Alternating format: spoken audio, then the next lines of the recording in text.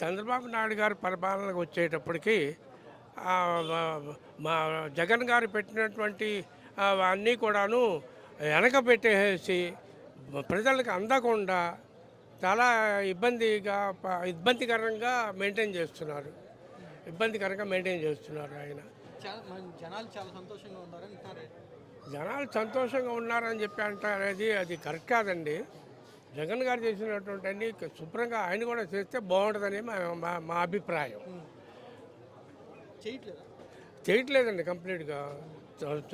మా పెన్షన్ ఇస్తున్నారు, ఆ టయానికి ఇస్తున్నారు, చేస్తున్నారు. పిల్లల చదువుల గురించి కానీ, ఆ హాస్పిటల్స్ గురించి కానీ, ఇప్పుడు కాలేజీలు కట్టారు జగన్ గారి హయాంలో.